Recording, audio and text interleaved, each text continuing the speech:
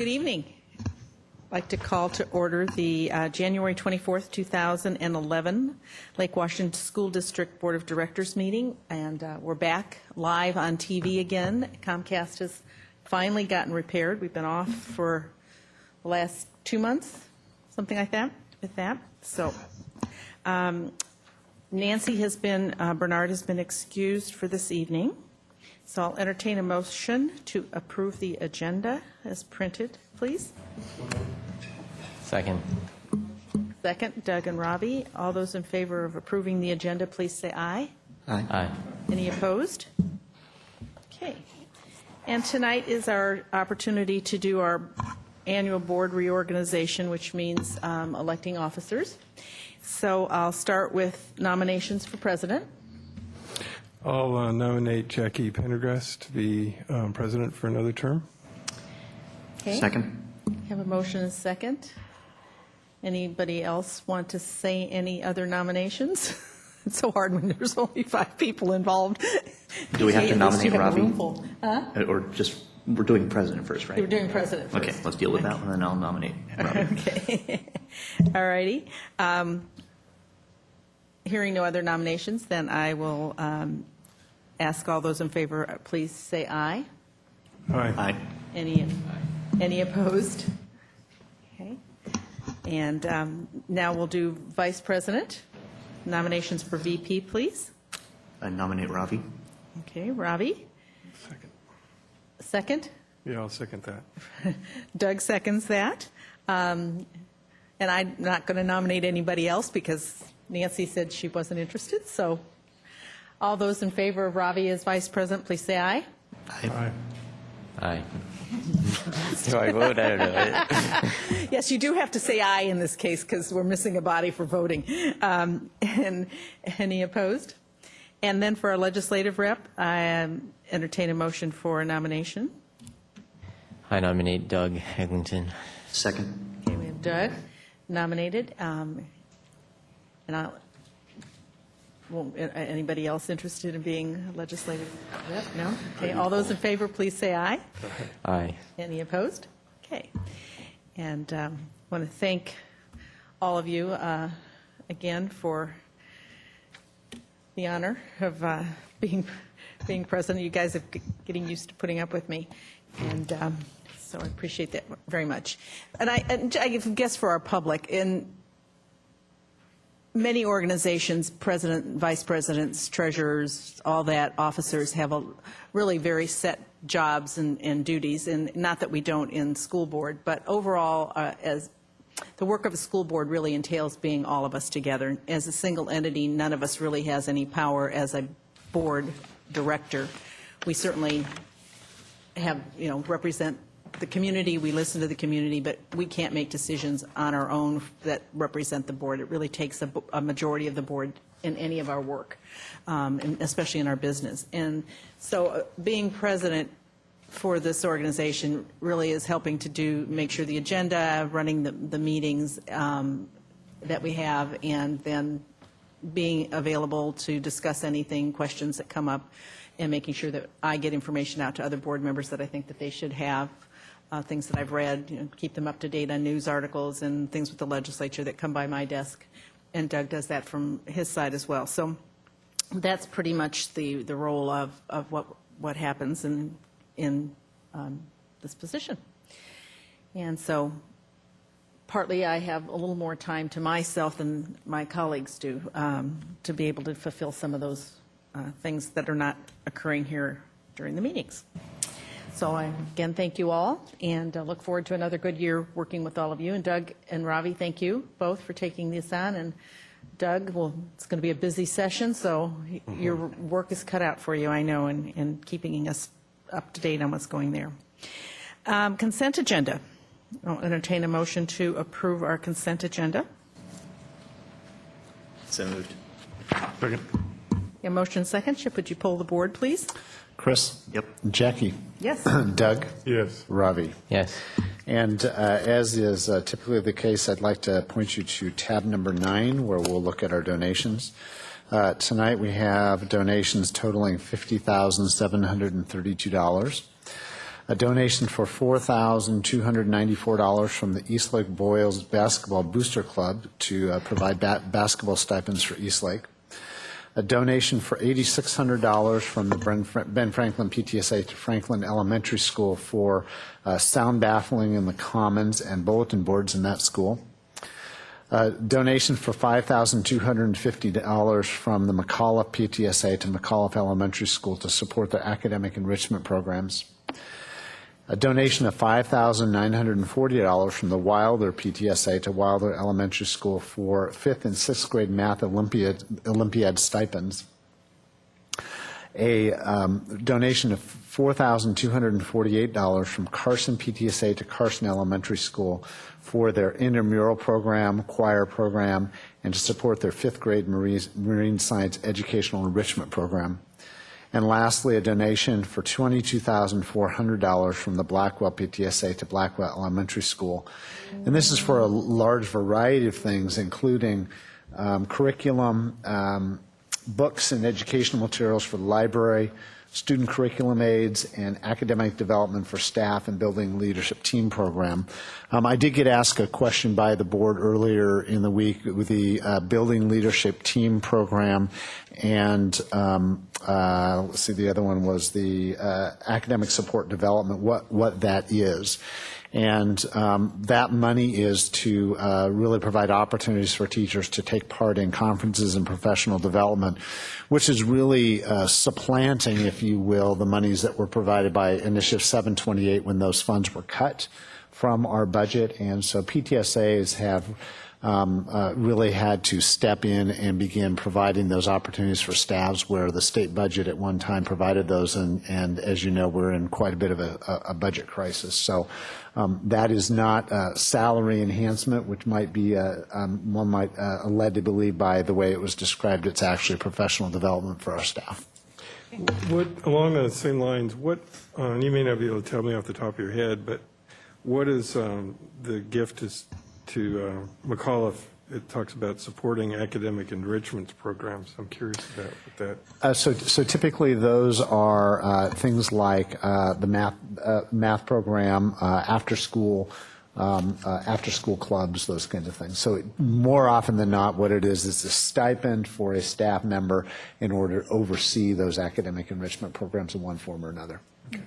And I know I'm going to speak for Nancy because this was a concern of hers, and I share it with her. I think I will worry for not only our district, but I think it's something that statewide could prove to be an issue, of areas that have a more wealthy population and PTAs that are able to raise more funds than others, that some of these kinds of donations, I will worry about equity. And so it's just something I think we all have to kind of have in the back of our mind, that how that plays out. Not that we turn things down, but I do think it's, if you've got a portion of your district that's able to now have professional development kind of filled in, but not the other because of funding, it will be another issue that we'll have to address. And I know that was an issue that Nancy, and a concern that Nancy had. But that being said, we certainly do appreciate the donations and the fact that our parents are willing to kind of step up and continue to step up, and it's not going to get any prettier or easier. Right, and I do want to also along those lines, providing equity is a difficult challenge for us, and one of the things that has emerged over the last 3 or 4 years is we do have the Lake Washington Schools Foundation that has begun to try and provide opportunities for parts of our community that are less able to raise those funds. And it's not a perfect system by any stretch of the imagination, but it is better than it was 5 years ago. Right. I agree. But I just hope we'll all just kind of keep that in the back of our mind as these things come up, especially as money gets tighter and tighter from, and things get taken more and more away from us. On to our non-consent agenda. Yeah, thanks, Jackie. Tonight we have 2 ERs to look at. We have ER 2 and 3 senior high, which looks at the academic performance of our senior high school program, as well as ER 1, which is the mission of the Lake Washington School District. And what that really means, of course, is our graduation results. So just as, again, a frame for the community that might be watching, the board, one of the board's primary roles is to evaluate the end results or the performance, if you will, academically of the system. And we look at that in several chunks throughout the fall. We look at that primary, which is the early grades, intermediate, which is in today's definition 4th through 6th grade, although we know that'll be changing. Junior high school, which we looked at last time, high school, which we will look at this time, and then the end, which is graduation. How many kids graduated, any graduate follow-up that we do, and then we report those results to the board. So I'd like to invite Dr. Pierce to walk us through ER 2 and 3 senior high school first, and then we'll look at ER 1. Okay, good evening, everybody. I handed around a one-page summary document for ER 2-3 high school that highlights some of the areas of strength and questions and concerns that we have. So I'll get right to it because there are a lot of slides. The overview, as Chip mentioned, we're a little off our regular schedule. Normally we report this in December, but we're doing it in January this time. We've got disaggregated data by group and length of time, and where we can, we show a progression of class performance over time. Make sure we clean them. John missed that. There was a Filter cleaning time. Yes. Yeah. So ER 2-3, these are still leading indicators for high school grades 10 through 12. So this report specifically shows our class of 2013, our current 10th graders, based on their 9th, 8th, and 7th grade data, our current 11th graders, who are the class of 2012, and our current 12th graders, who are the class of 2011. And the measures in the report focus on either the WASL or the HISP and their report card data. So we will start with our current 10th graders. This gives an overview of reading, writing based on their report card in 7th grade, in 8th grade, and 9th grade in language arts and social studies, and their performance on the WASL, which they took in 7th and 8th grade.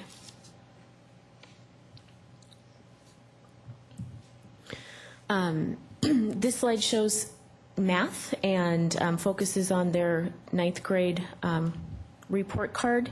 This shows the course enrollment, the numbers in each course, and grades, and then their performance on the 7th and 8th grade math WASL.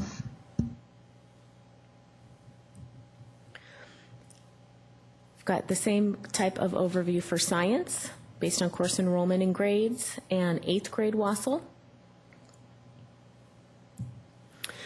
And then we get into the grade display data. And just as a reminder, we're kind of comparing, it's a little difficult to make conclusions about agreement between report card measures and state assessments, and that's one of the things highlighted on your one-page sheet, because we don't have a standards-based grading system in place at secondary. So whereas the state assessment is looking at exceeding or meeting standards, grades at this point involve more than just meeting standards, and we don't really have like I said, a standards-based system in place at the secondary.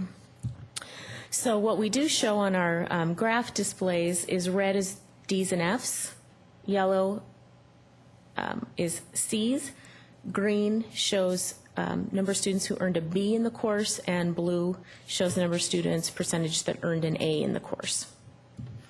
So we start with reading and writing, and this slide shows us a state comparison. So we've got the 7th grade report card, or excuse me, this is WASL, all WASL. So we've got 7th grade writing WASL compared to the performance of students across the state, reading district, reading state, and 8th grade reading versus 8th grade reading statewide. Just as a reminder, the students take a writing and reading WASL. At this time, they took a WASL in 7th and 8th grade, and there's no writing state assessment at the 8th grade. It's just reading. So this shows the comparison between our students and students across the state. Okay, then this next slide gets into showing performance on the state assessment compared to performance on the most recent report card. So we've got their 7th and 8th grade writing and reading WASL, their 8th grade reading WASL, and then their 9th grade language arts and social studies grades by course.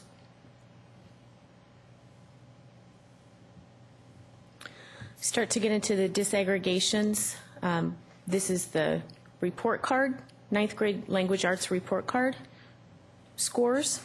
We see some of the same trends we've been seeing throughout earlier ER reports. This is their 9th grade report card in social studies. This is their 7th grade writing WASL performance, their 8th grade reading WASL performance.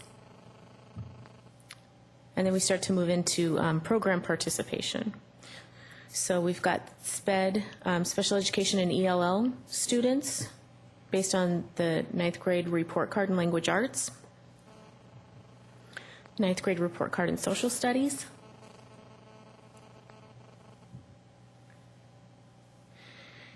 and then this slide shows the comparison, the district special ed performance compared to that of students in special education across the state. District ELL, we had, the number was under 10 here for the 7th grade writing WASL. Some of those students are exempt based on language proficiency, so that accounts for some of the number here being under 10. This is the state ELL data, and then district low income compared to state low income. Again, the measure here is the 7th grade writing WASL. This is a similar slide that shows performance on the 8th grade reading WASL. So district and state special education comparisons, district and state ELL comparison, and low income. So the number ELL here is not under 10, but it's 12, so it's still a pretty small number.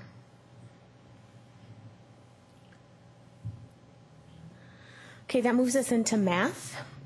So we've got overall performance, and this is the 8th grade WASL. So apologize, it says MSP here. It should just be state assessment because the measure that it was actually the WASL in 8th grade that these students took. These slides show by course enrollment students' performance. So this, for example, shows us that 588 students were enrolled in Algebra 1, 608 were enrolled in Geometry, 256 in Algebra 2, and less than 10 were in Math Analysis. So this is our current 10th graders based on which math they were enrolled in 9th grade. So we know that this is where the students were enrolled, and in terms of completion rates, all of the students completed the course. However, you can see that 18% or so, for example, in Algebra 1 earned a D or an F. So if you earn a D, you still get credit for the course, but we would say that that's, based on our definitions, really not meeting the standards for that course, even though they actually earn credit. So this gives us a sense of how students, where they were enrolled and how they performed. Trace, would you say that again? So red is D's or F's and yellow is C's? That's correct. Okay, thank you. Okay, so moving on, we've got the disaggregation. This is students enrolled in Algebra 1, numbers and performance, 9th grade. Students who enrolled in Geometry as 9th graders. Students who are enrolled in Algebra 2 as 9th graders.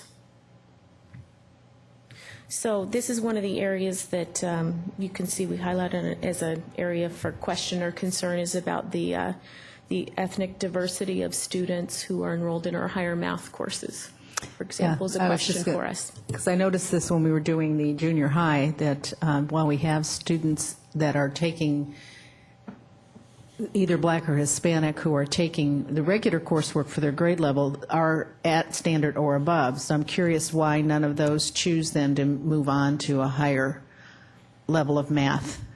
And so I think that would be something that would be of interest to poke into. Well, I mean, it's consistent with everything else, right? There's an achievement gap generally that's persisted through high school. If anything, it gets worse over time. And I mean, you see it in the grades, you see it here. And I'm just thinking too, if they are performing that way with counselors, should be hopefully helping them to make some choices that might encourage them to take higher coursework. Not But am I convinced. correct in looking at the universe is, no, I was going to say about 30, or probably less than 30 people, and so it just depends, on the group of 30, what the interest is. I mean, it gets tougher as you get a smaller group of people to tease out. But that's for Algebra 2. That's not for all Yeah, okay. all the I kids see. that are in that grade level. Yeah, it's that I see what you're saying. that is simply saying that there's less than 10 students in that particular subgroup, which therefore is not reportable because the N is so small. Okay, gotcha. There are more Black and Hispanic students in the universe that could be. Okay, that was a question I guess. Yes. Was a better way to frame it. Okay. Okay, this shows then their performance on the 8th grade math WASL disaggregated. So this gives us a sense of how many students are in those groups who at least took the math WASL in 8th grade. Okay, we then look at course enrollment for math for students who are in special education or ELL. So these are the students who are in Algebra 1, in geometry, special education students, and there were no students who were special education in Algebra 2 or math analysis, so those numbers aren't showing on the graph here.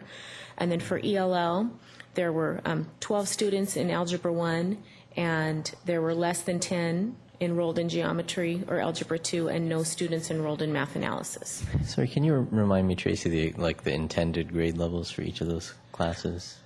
Typically, at 9th grade, students have completed CMP 7 and CMP 8 and are ready to go into into geometry. So that's, however, we still have, and at this time, had more students going into Algebra 1 as 9th graders. That would be if they're not ready for geometry. That's Then correct. they take Algebra 1. Mm-hmm. So if you're ready, then you'd never take Algebra 1. That's correct, because you've had the You've had equivalent enough of of it in Algebra CMP 1 and 8. CMP 7 and 8 together. Right, okay, so the intended thing is that geometry is, no one is in Algebra 1. Geometry is for 9th grade, Algebra 2, 10th grade, math Yeah. analysis, 11th. Is Yeah, that- we consider all of those are on our pathway, so students in any of those courses are not off the pathway. Right, it's- And you can still be enrolled in Algebra 1 as a 9th grader and access the higher levels of math.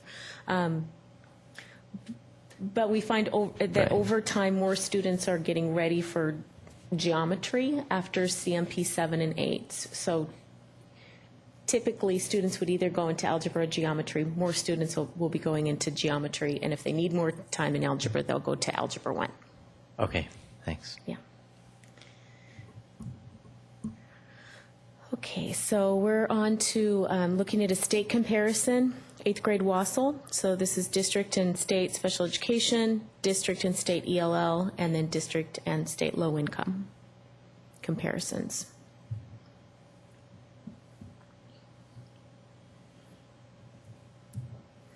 Okay, that moves us on to science. So typically, at 9th grade, students are enrolled in 9th grade physical science. We have some students who are enrolling in biology. So there were 149 students who were enrolled in biology. And students who are at ICS are enrolled in physics in their 9th grade year. So that's where we get this number of 93 students in physics. Then we start to look at the disaggregation. So these are the students who were enrolled in ninth grade science, which is the typical course of study. These are the students who were enrolled in biology.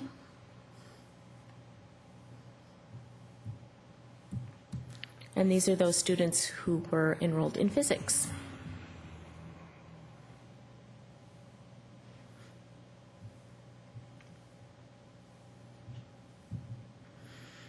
Okay, we then have ninth grade report card for special education and ELL students. So again, we either had 0 or less than 10 students who were in biology or physics. So we only have the ninth grade science data shown on the graph. So this is performance of our special education students and our ELL students. Okay. Then have the state comparison for science. So this is based on their 8th grade WASL. District compared to state for special education, district ELL, state ELL, district low income, state low income.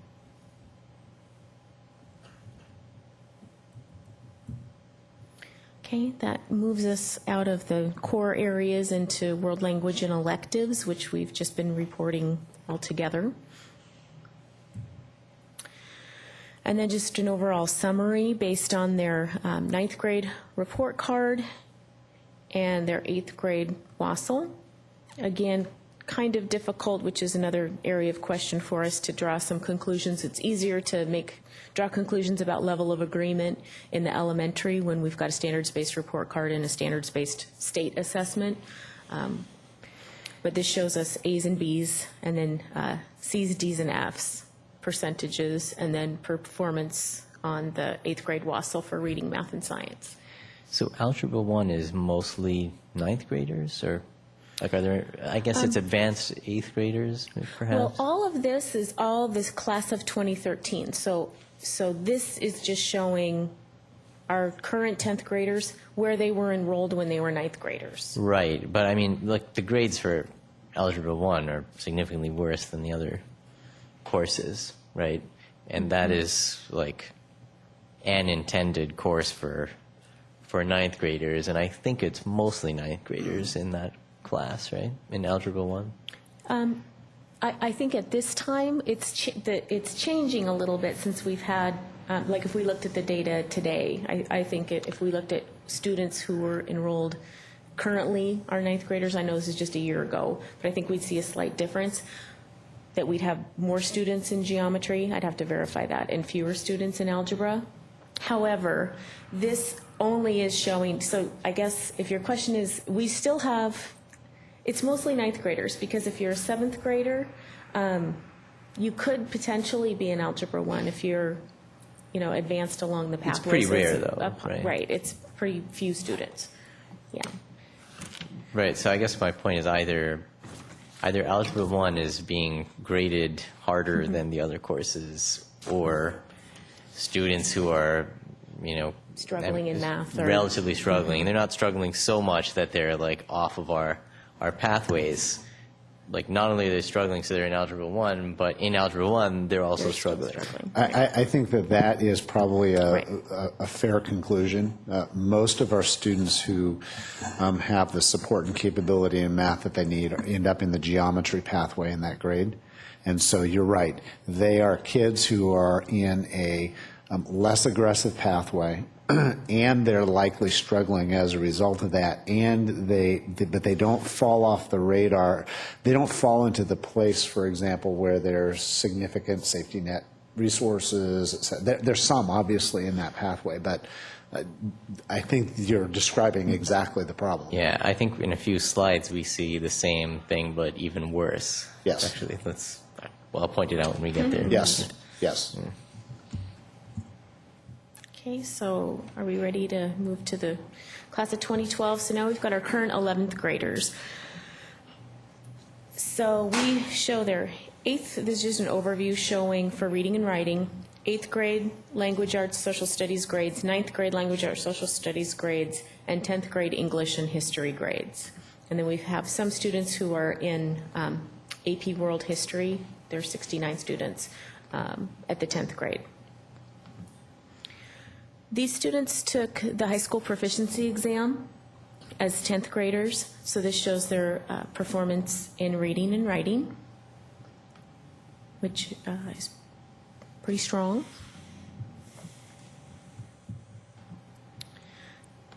Then we have an overview for math. So this is 10th grade by course enrollment. So we had 93 students in Algebra 1 as 10th graders, 654 in geometry, 606 in Algebra 2, 208 in math analysis, and 14 in AP calculus. Right, this is the one I was talking about. So if you're in 10th grade, geometry is like you're still on the sort of less aggressive pathway, I guess, right?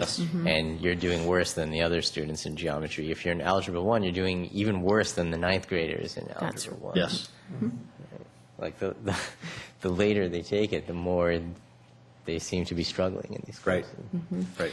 Yeah, and you know, part of our challenge is for the graduation requirements, for example, the third math credit kicking in, they have to have Algebra 1, Advanced Algebra, or Algebra 1 Geometry and Advanced Algebra. So, you know, our struggle is to get them enrolled in those courses so they can learn the standards that they need to earn the credit for graduation, but at the same time, you know, support them. So this does show us that if they're not successful in that course, this includes C's and D's, which on the one hand, you know, they are earning credit, but it's kind of what is our definition of being successful in the course. A C or D gets them through the requirement, right? But it's not really where we want them to be. Exactly. Okay. And this is their performance on the math high school proficiency exam. So again, another area for us to look at. This is the overview for science. So course enrollment, biology, chemistry, physics, AP chemistry, and AP environmental science. And their grades in that course, and then their performance on the science HISP. Okay, so then we get into the color graphs. Again, D's and F's are reported as red, C's are reported as yellow, B's are reported as green, A's are reported as blue. So this is the state HISP comparisons. So our district's performance compared to that of the state for reading and also for writing, district and state. So a pretty strong performance in reading and writing. This shows their 8th, 9th, and 10th grade report card compared in English or language arts and social studies, or English and history, next to their performance on the high school proficiency exam in reading and writing. So you can see we've got students with, earning a D or an F for their grade, who are likely approaching or at standard, because it's a single measure, standards-based versus completion of assignments and a lot of other factors that go into making up the grade for the course. This shows the demographic breakdown based on performance on their 10th grade report card in English class. In history,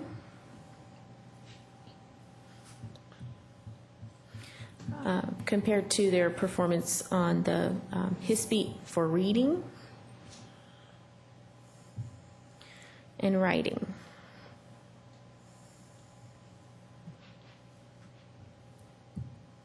Okay, we then get into the look at special education and ELL students. So this is their 10th grade report card, English and history, English history for special education and ELL students. This shows the state comparison for performance on the HISP for reading. So this is district special education students compared to students in special education across the state, district ELL, state ELL. So there's some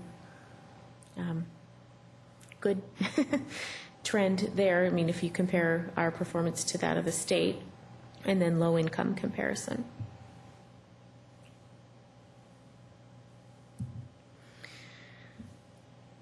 This shows the comparison on the writing portion of the HISP. So district state for ELL, and low income, district state.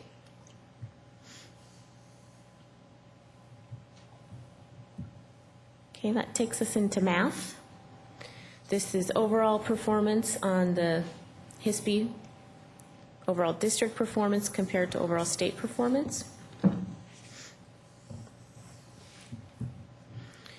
Then we start to look at 10th grade report card by course. So these are the students, 93 students who were enrolled in Algebra 1, grade distribution, the 654 who were in geometry, the 606 who were in Algebra 2, the 208 who were in math analysis, and then this is next to the whole group's performance on the math HISP. How much worse is that than we did on the WASL? Like those, I mean, the HISP scores don't look that great to me. Like they're kind of low, aren't they? Yeah, if you look back to, I just want to go real quick to the overview. We had 68% at or exceeding standard and 32% not at standard.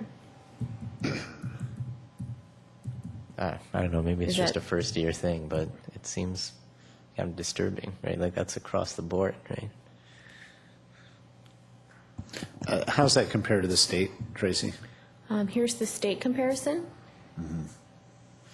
So here's district performance next to state performance.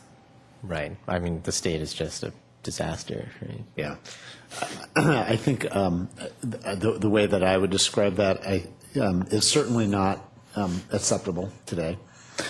But as it compares to other similar districts, so if we look at our neighbors, the results are relatively similar. I think all of us are struggling with how to improve those that 30% of our students that aren't hitting the standard in that area, and that those are typically those 50% of the kids that are sitting in Algebra 1 as a 10th grader who are getting C's and D's and F's in algebra. So it's the same group of kids.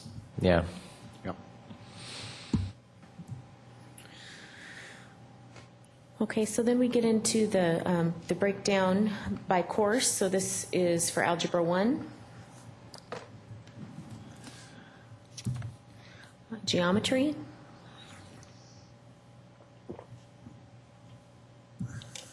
Algebra 2.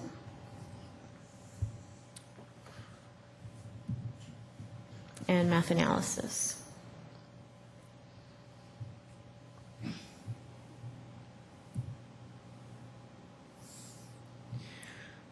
This slide then shows the disaggregation based on performance on the math portion of the HISP.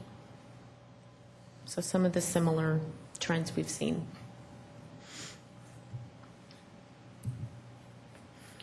Okay, this then shows 10th grade report card. We had only data in algebra based on the low numbers or no number in the other courses. So there were less than 10 students enrolled in Algebra 1 who were either SPED or ELL. So we've got 23 students in this band and 14 students here. And then the other courses, Algebra 2 and Math Analysis, we had either under 10 or 0 students enrolled. And then this one shows by program participation, district performance compared to state performance. So this is district SPED versus state special education, district ELL, state ELL, district low income, state low income.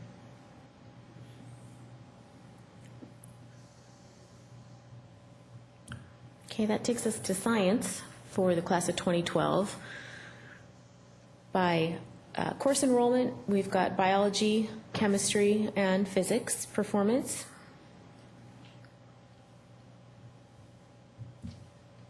And then this is the demographic breakdown of students who were enrolled in biology. Could you go back for a second, Tracy? This one?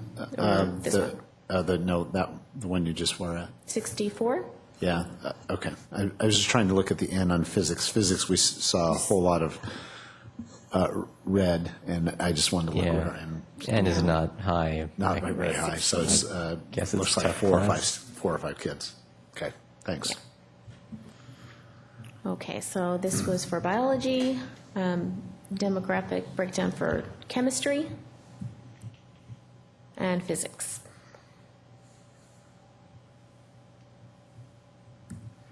Okay, we then move into the demographic breakdown for performance on the high school proficiency exam, the science portion. And report card for special education ELL, all the students who enrolled in biology.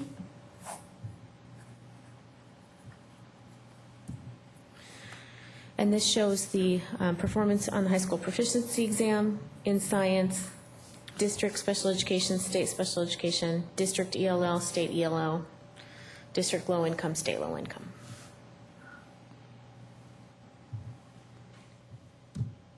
Okay, that moves us into world language and electives. And also enrollment in AP courses. So based on their 10th grade report card, this below shows that we had 2 students, for example, in AP biology, 13 in AP chemistry, 14 in AP calculus. Only the courses with numbers of 10 or more are shown on the graph in terms of student performance. So we've just got chemistry, calculus, and world history shown here. But there were some other AP enrollment, the numbers were just small. Okay, and we've just got a summary slide that kind of brings it all together for report card and high school proficiency exam. Okay, so that takes us to our class of 2011 current 12th graders. Need to explain a little bit about how the data is reported here for state assessment. So first, this is how it's looked for previous grades. We've got their performance for reading and writing based on their report card in 9th grade language arts and social studies, 10th grade English and history, and 11th grade English and history. Students take the have to pass the high school state assessment. So these students, current 12th graders, their first their first opportunity was to take the WASL when they were 10th graders. So this shows the WASL results show the number of students meeting the standard or not at standard who took the WASL as 10th graders. Then the students who weren't at standard needed to take it again. So they took the HISPE when they were 11th graders. So of those students who took the HISPE, 66% of them were at or exceeding standard, 34% of them were not at standard. So that's how to read this chart. That was heartening. I got worried that all the kids had taken it again and Yeah. then went. Yeah, no. Okay. Okay, this is overview for math. So 11th grade by course enrollment, numbers and percentages on report card scores. And then these are the students who took the 10th grade math WASL. And then those students who weren't at standard, again, here's their performance based on when they took the HISPE as 11th graders. So this class doesn't need the third year of math, correct? That's correct. That takes effect with the class of 2013. So that group of 65 is not going to be in a world of trouble that are in Algebra 1. Hopefully most of them have moved as 12th graders into their second year of math that's not Algebra 1. Well, they might have gotten C's or D's anyway, in which case Yeah. they're not, technically in trouble. Yeah, they have to earn Yes. 2 math credits. Yes, but to yeah. get the credit, to be able to take a different course as a senior. So, okay, because that's going to be the group, obviously, to watch when we have to add that third. Right. Gosh, the geometry number is just stunning, with 29%. A and B. Ouch. 170 kids there. Yeah. 108 kids, so. We then have just an overview for science. So this is their 11th grade by course enrollment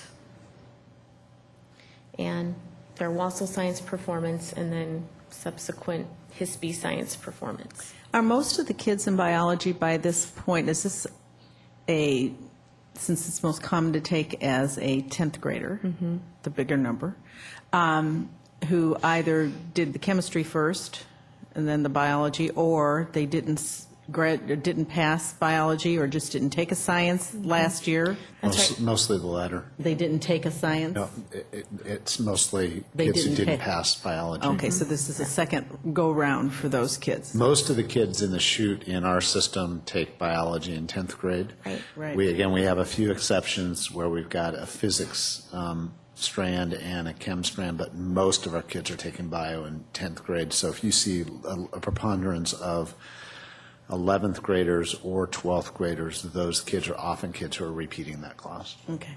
And our science requirement, to remind me, is two credits? Two lab sciences. 2 lab sciences. Lab sciences. And if you recall, the pre-changed one was 2 lab sciences, 2 math, and then a 5th credit that is lab science or math. And we changed that this last year for 3 math, 2 lab sciences. And we know that an additional science is part of Core 24, should we adopt that at some point in the future. Okay, so we are familiar with the grade display. So we'll get into reading and writing. This is district compared to state. So what I did was, the state is based on their 0809 Wassel. So it was looking at their first attempt. So that was really the cleanest way to report, I thought. So it's district state reading, district writing, state writing. This shows their report card data next to their, it should just be their Wassel reading or writing. So that's their performance on the reading portion of the Wassel as 10th graders, and their performance on the writing portion of the Wassel as 10th graders. Okay, then we get into the demographic breakdown. So this is 11th grade report card data from their English course, history course,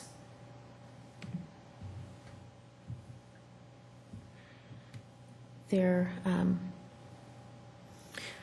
reading state assessment, writing state assessment,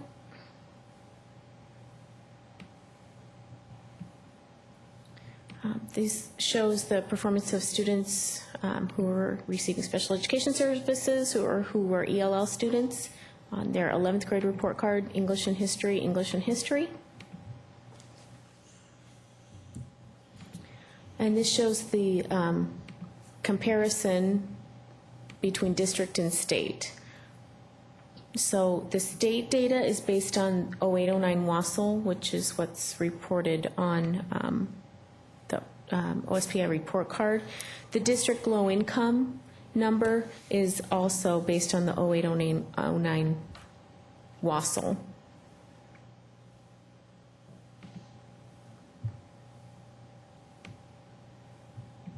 Okay, so that was for reading, and this is the same for writing comparison.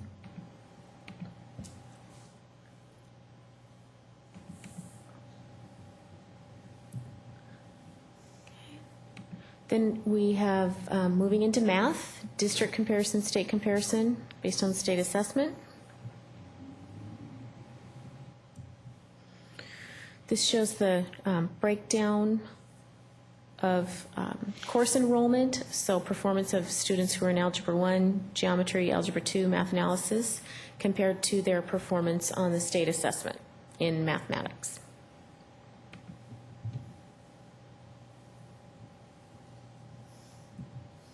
Okay, then we've got a demographic breakdown by course enrollment. So this is Algebra 1.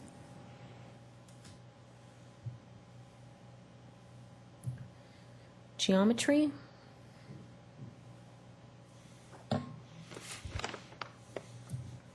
Algebra 2,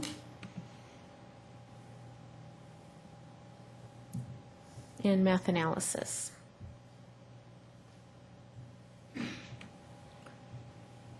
Okay, then we've got the demographic breakdown for their performance on the state assessment.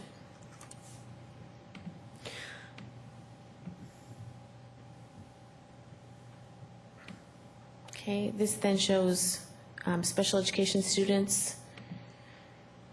Some were enrolled in geometry, and some were enrolled, so we had 10 enrolled in geometry and 17 enrolled in Algebra 2.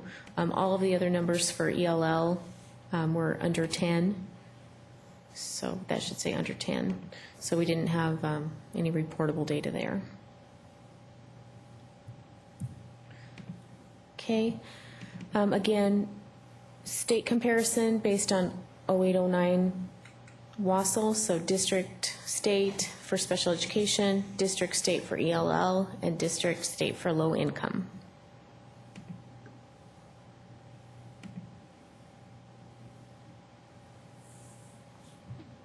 Okay, and then we're moving into science. So 11th grade report card, 96 students in biology, 777 in chemistry, 127 in physics. And I have the AP separately when we get to the AP portion later on. So this shows the demographic breakdown for biology, for chemistry, and for physics.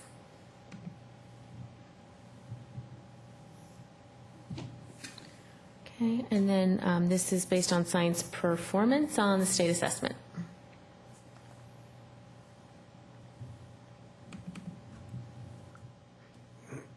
Okay, then moving into special education and ELL, had small numbers, but we've got 10 here for students enrolled in chemistry.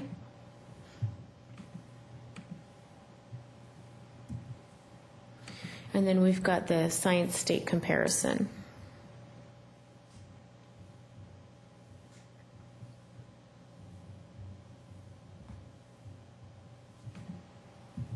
Okay, that takes us to world language and electives, kind of reported all together. And then AP course enrollment. So we had 78 students in AP biology, 102 in AP chemistry, 146 in AP calculus, and 12 in AP French. The other numbers, oops, I look like I missed environmental science here, so I could go back and get that to you. I'm just noticing it's not here. Oh, maybe, no. It looks like I've missed two things here, Spanish and environmental science. So I can see if I can get those to you. Sorry about that. The other ones are less than 10. Okay, so this is then just kind of summarizing performance of our current 12th graders. And English, history, math, and science based on their 11th grade report card. Again, just a repeat of the overview that you saw earlier. And then this is their an overview summary of their performance on the state assessment, reading, writing, math. Again, showing their attempt, the numbers of 10th grade, and then those students who weren't successful on the 10th grade WASL, their performance on the 11th grade HISP. So all the HISP scores here are students who didn't pass the 10th grade WASL? That's correct. Okay. Okay.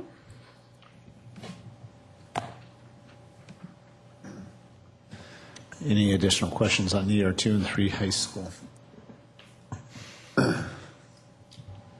No question. Should we save our comments for the end? Yeah, that'd be great. And just also a couple of quick things. At the retreat, we're planning on talking about, from a policy perspective, what are the things that we're reporting and are they the right things? So we agreed that we would do that annually now that we've been through another cycle. And we'll also be, I know last time we had some comments about, so there's what we're reporting and how we're reporting it. So there may be some graphical things that we could be doing differently. I know Chris shared a couple of observations from last time around using some different kinds of graphical representations of the data. So we'll be talking about that as Okay. well. So just so that those two things are on. Also, Ravi sent a question around course completion. And so the way that we think about course completion is that all kids actually complete the courses. So if a student gets an F in Algebra 1, we don't pull them out of Algebra 1. They take the semester of Algebra 1. So the way to think about course completion is really, how do you want to define that? So is it that a kid who gets an F is a non-completer even though they actually complete, or is it D's and F's? So we can pull that data from what we presented here, depending upon how you want to think about that question. And I'm just not quite sure what I thought we you're had some looking for. agreement about like C+ and above or something that we would count as completion. Yeah, and I don't remember what the agreement was. So Okay. we can pull the data any way we want. So for C+ and above might be more difficult. But if, for example, we say C, B, and A would be considered a completer, and D and Okay. F would be a non-completer, we can certainly. Something like that is, I think I only say C+ because I thought that you suggested C+. Yeah, I don't remember. Okay, I don't remember, to be honest with you. We'll try and dig that up. Okay. Janine, you're nodding. I think in the previous way we were doing end results reporting, it was showing at what we considered to be at standard. And so we gave you like a mean number, this is the, if average number of students who earned a C+ or above. And in the current way of doing it with the graphs, that was actually more information to say these are the number or, percentage of students who got D's or F's, C's, B's, and A's. So we've broken it out kind of in a more detailed way. I think at one point there was a kind of an agreement that if a student earned a C+ or above, we'd consider that at standard. Right. I'm not saying that what you're showing is necessarily wrong. I feel like this is sort of a view of the trees. I want a little more of the forest of like, by the time they get out of high school, what did they achieve? Mm-hmm. Right.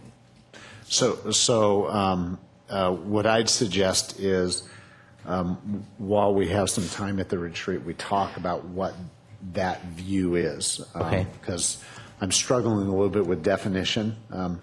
What I find is interesting is every time we try and look at the trees, it is such a big forest that every time we go there, we then ask to look at the trees. We keep going back and forth. And so if we could have an extended conversation All about right. what would be helpful, that would be great. I mean, you've shown us views, or I think it was Dan who had showed us something almost like what I'm imagining. So like I don't have any. I think we can nail this down because my request is something you've almost given us in the past. Great. Okay, good. Okay, ready for Yes. ER1? All right.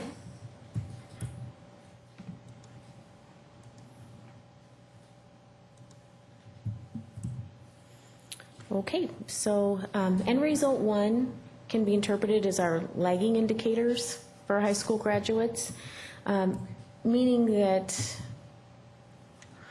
we're looking back at once students have graduated, how are they doing? So according to our policy, what we show is on-time student graduation rate, number of non-grads, dropout rate, entrance exam data measured by ACT and SAT by content area, AP pass rate, high school assessment pass rates, CP pass rates, et cetera. So these are the areas that we've specified in policy that we would report data for end result 1. So just to begin, our mission of our district is that each student will graduate prepared to lead a rewarding, responsible life as a contributing member of our community and greater society. So really that's what ER1 is all about. And of course, in looking back to see, are we preparing students to be future ready? We haven't really processed so much, what this means. This is kind of similar to what we did last year. So the format's very similar to what you've seen in the past. we've kind of interpreted the data, green, being at standard. If it's yellow, it shows that we need to do some strategic monitoring in this area, and red would indicate intensive intervention. So this is, like I said, essentially the same methodology that was applied to ER1 monitoring last year. So we start with graduation rates, and I just want to also draw your attention back to a superintendent's report that was done in November, just so we have that for reference, because it gives a little more detail about how graduation rates are calculated. And I've only got 4 copies of that, so, okay.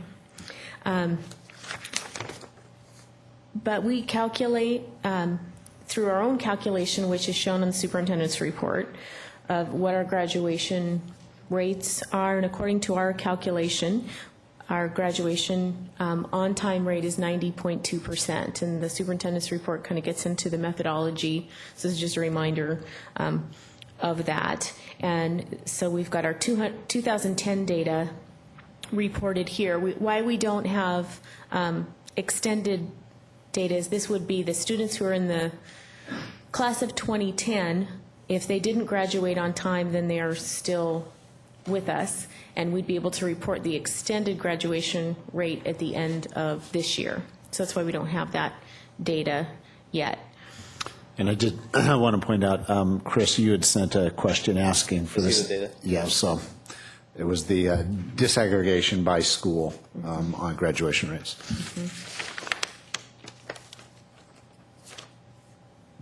Okay. So what we look at in terms of our non-grad report for the 2010 school year, I included 2 numbers here just to illustrate the difference in methodology. So we know that there were 155 students total who did not graduate on time, but we know 110 of those transferred out. So that's what's reported in the superintendent's report. So I just wanted to include that total 155 number here, although we're really talking about the 117 that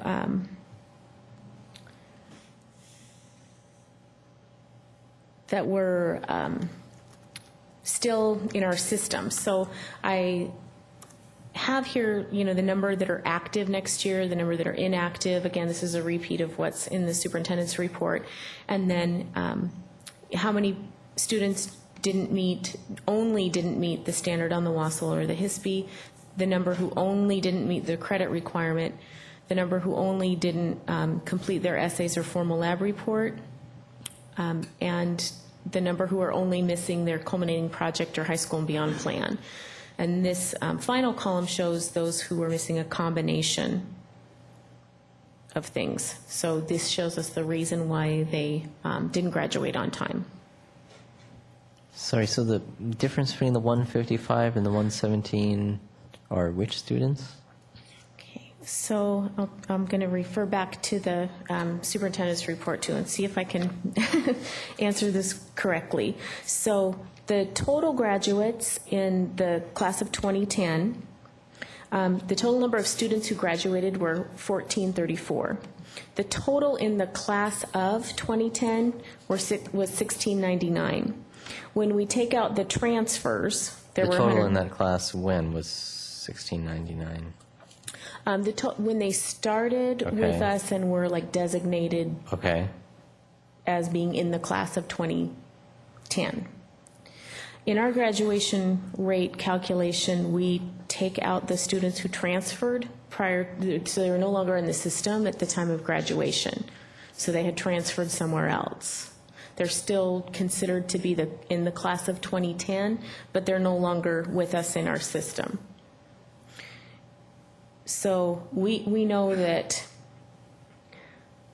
there were a total of 265 students who didn't graduate. 110 of them were transfers, so that leaves 155. Okay. So then we look at the 155 students who didn't graduate. How many were still active in the system? How many were, and now I'm back on the superintendent's report, how many had gone on to get a GED? How many were classified as dropouts.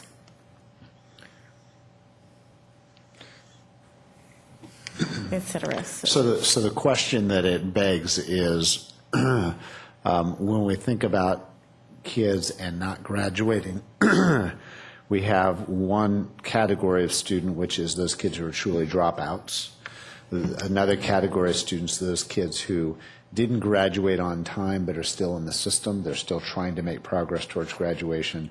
And then the rest of the students. And so that's what that reflects in the superintendent's report. So the number that we're using is 117 because we've got Active and dropout. a group of students that are active in the system that are working towards. Does that make sense? Oh, so the 117. So the 117 are in the active or dropout categories from the chart, Okay. not including the students who we know earned a diploma elsewhere. And that's kind of all explained on the, Okay. so I just wanted to put both numbers here, but Okay. refer back to the superintendent's report, so hopefully you can see where the numbers came from. Okay, thanks. Oops. Okay. Okay, so we then get into the dropout rates. So these are sort of the aggregate numbers or the broken out numbers behind the total. So if you look at our 4 comprehensive high schools, the dropout rate's 1.6%, 9% for the choice schools. That includes BEST and Family Learning Center, Future School, and International Community School. So those are the, it also includes what is called contractual schools, so it's students who are attending school elsewhere that we've contracted for based on their IEP usually.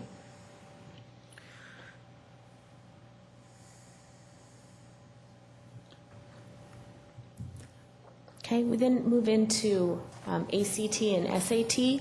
So this slide shows that 408 students, of the 408 students who took the ACT and their college readiness benchmark score in all areas. So a benchmark score is the minimum score needed on an ACT subject area test to indicate a 50% chance of obtaining a B or higher, or about a 75% chance of obtaining a C or higher in the corresponding credit-bearing college courses. So that's what that score means. The benchmark scores are listed here. It's 21, in reading, 18 in writing, 22 for math, and 24 for science. And this shows of the 408 students what the average score was for the students compared, our district compared to the state average.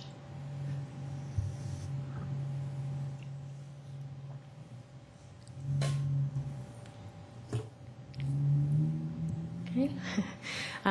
Moving on to SAT scores. To kind of interpret this a little bit, SAT scores are reported on a scale from 200 to 800.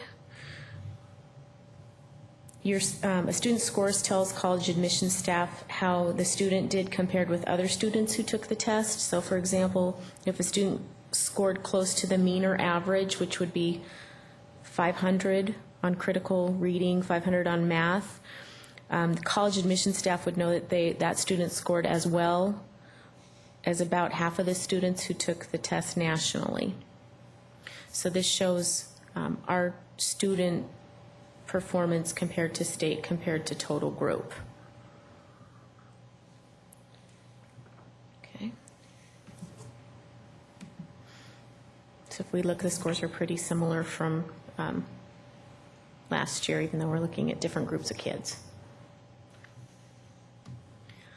Okay, we're looking at AP exam scores. So these are students who took the AP exam, and students receiving a score of 5, 4, or 3 out of 5 passed the exam.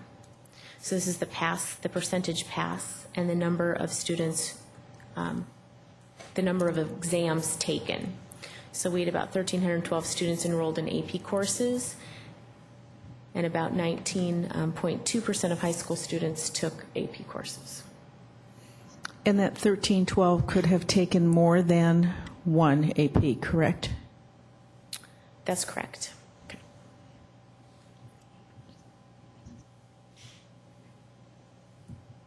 Okay, we then move on to state assessment data.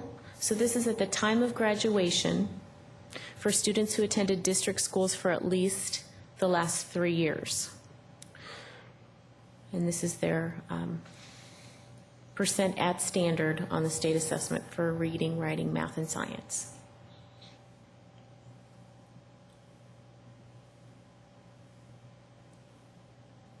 Okay.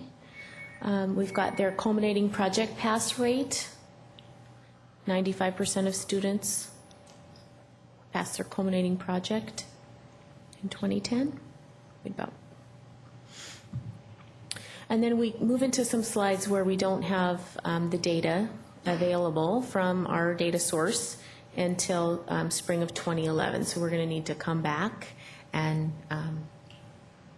get the data to update here for our district graduate follow-up study. So I've marked those as yellow because we need to monitor that and bring the data back when it's available.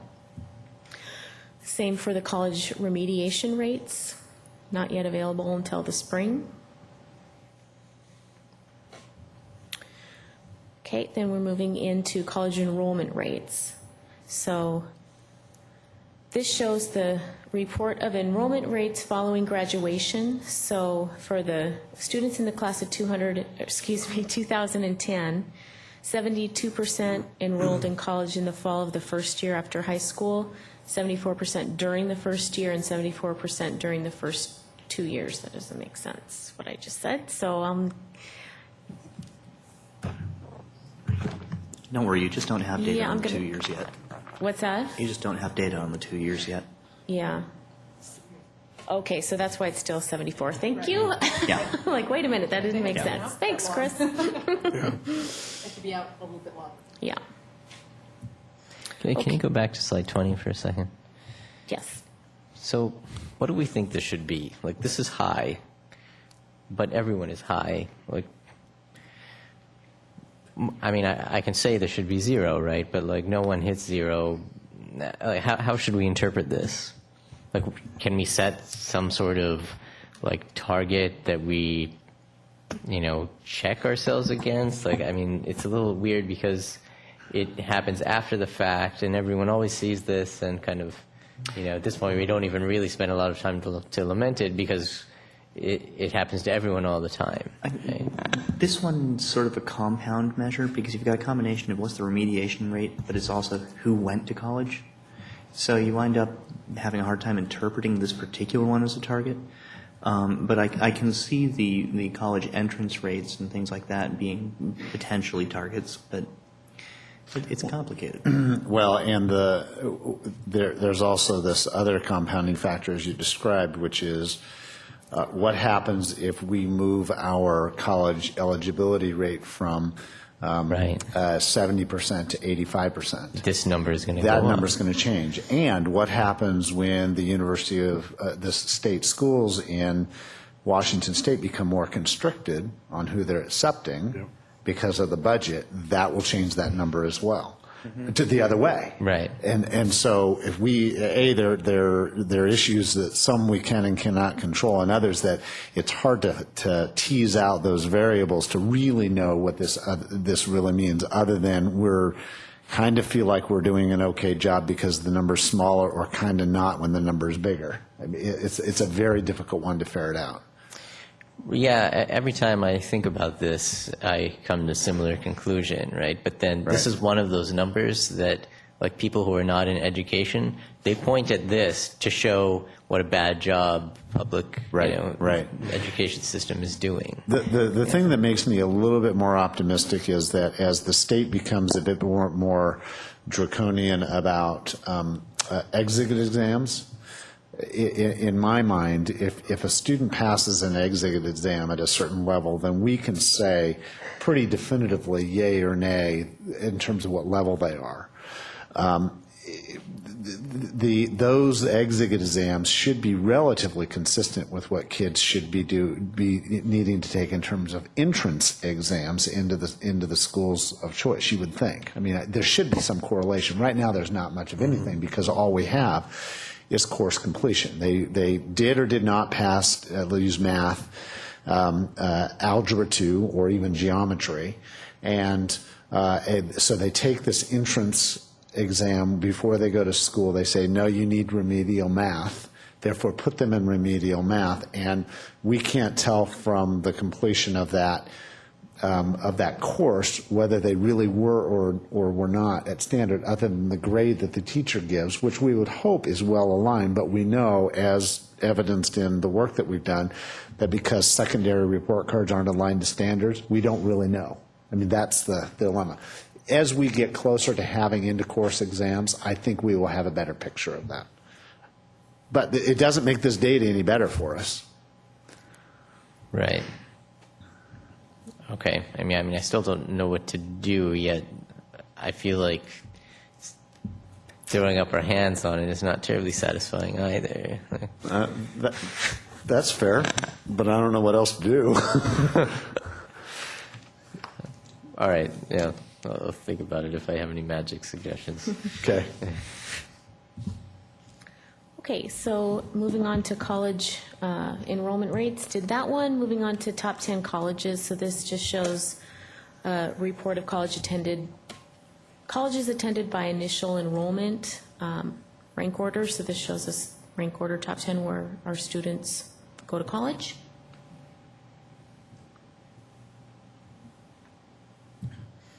Okay. We then look at college enrollment rates 2 years past graduation.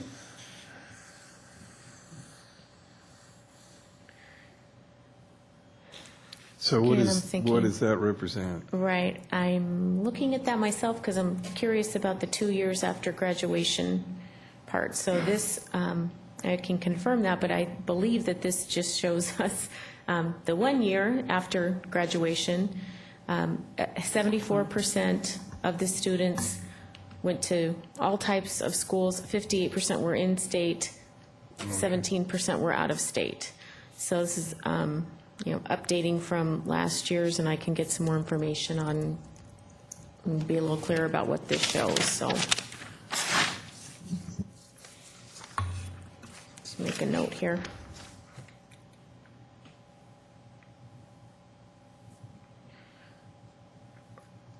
So, Tracy, I'm just trying to understand this. Is this saying that, is this a class of, or is this saying in 2008 that 81% of our kids were enrolled in some kind of school 2 years after grad? I'm trying to understand what this is telling us. Yeah, that We don't know. Yeah, I need to go back and Okay. get a clear picture of, Okay, of what thanks. this is telling Because us. that could be not necessarily the students at 2010. Right. But actually in 2010, how many students are still enrolled in college? Right, right. Yeah, the numbers are also almost weird. The top row is like basically the same as the previous slide, but the others aren't. Oh, it's 4-year and 2-year versus public and private. That's why those change. But you've added 1 year, 2004, between the.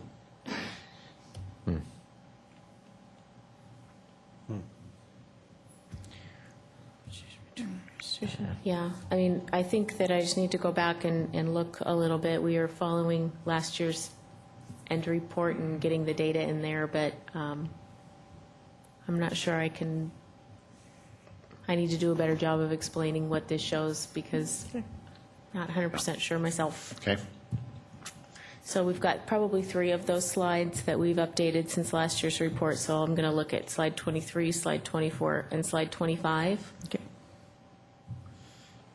And I can do, probably this one too, slide 26, maybe do a board brief on that. Some interpretation of this data.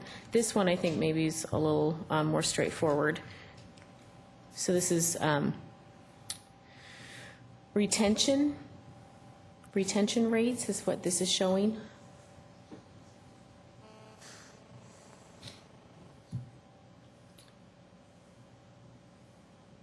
And this shows graduation from college rates. And that translates to obtaining a degree from either a 2 or a 4-year institution? Say that again? Sorry, Was this a this 4-year or is 2-year? the slide Yeah. I find the most troubling, is that if you look at 2004, it being 2011, the class of 2004, those who are going to graduate probably have graduated in the past 7 years. And half of them made it. 2005, 43, 2006, 30. I can see that those will go up, but really we've got about something around 75% of our kids enter college within 2 years after graduating from our high schools, and 50% make it through. Now, as I recall, this is pretty typical of national statistics. It is. I haven't checked recently, but Well, yeah, I mean, it's troubling, but then it's common, and it kind of follows. If you look at the previous slide, it was like just under a 90% dropout or retention between freshman and sophomore. If you apply that every year, you end up with almost, 50%. Yeah. And that's one of the interesting things that, as, tensions focused on K-12, it's really, in terms of our national, where we're putting our resources and everything and trying to be globally competitive and all that kind of thing, seems to me really a lot of more attention should be placed on higher education and what's going on there. Right. Is it being adequately, are people being adequately prepared? Are they going to the right, So, getting back to the slide 27 stuff, what troubles me about the slide is just not having a referent. We should be doing better than the U.S. as a whole. We should be doing better than the state as a whole. How much better are we doing, and is that trend going in the right direction? Now, admittedly, we can't control all the factors. I mean, economics can slow kids down for going to college. Families can't afford it, that sort of thing. But this is something where it's just sort of in a vacuum. I have a hard time interpreting this slide, and 50% of our kids make it through college. I'm disturbed by that. I'd like to see it be higher. So why don't, as opposed to just outright saying what we think it should be higher, why don't we get the state comparable data? Yeah, I think we can that get will that help from me. the National Clearinghouse. I mean, it's like having it kind of dropped out of Is, the. Yeah. Tracy, do you Floating know, is all this by itself data here. we got out of the It'd be National nice to have something to Clearinghouse? compare it to. understanding the context? Yes, this is data from the National Student Clearinghouse. So if we can get that data, because I would rather. Help me. Exactly. I want to Yeah, have some I'd rather reference not for just say, oh, conversation. it should be higher. Yeah. Yeah, especially just, there are things that we can control, but all of you who have held children know that there's 1,000 reasons why a student doesn't necessarily persist in college, and it could very well be their preparation, or it could very well be everything from their interest to their financial situation to whatever. Yep. And so I'm not pretending we can control all Yeah, of this. I'm really interested in managing things we can control. Yeah, no, I think But that's- if we can get that data, we'll get that data, just so we have a comparable. Yeah. And the comparison is students who attended school in our district versus who attended school in other districts, or? The state. So it's a state number. So is there a number that we can get that NCS can provide us that says by class, which is, I think this is what this is showing, how many kids graduation year. actually complete college? So Chris is using the 2004 number as an example. In Lake Washington, it's 50%. How many kids in the state? I mean, it looks like it's something where you've got a third of kids make it through in 4 years, and then there's a trickle for the next couple of years, and Sure. it stabilizes at half. Sure. And I just want to know how that compares. Is this percent of? Percent of kids who entered is my understanding. That's That- not what it says. Is that the year they Sorry, percent graduate? of kids who, percent of our graduates, yeah, right. But is it, say, 50% of them graduated in '04, So it's, on I- top that- of 43 in '05? I don't, is that a running total? So what it's saying is the class of 2004, 50% of the Okay. class of 2004, that's all high school graduates, have graduated from college Gotcha.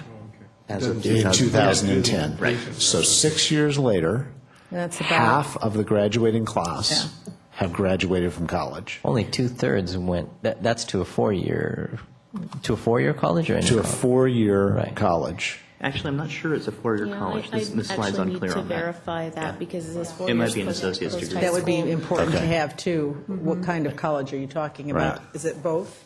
Is it all?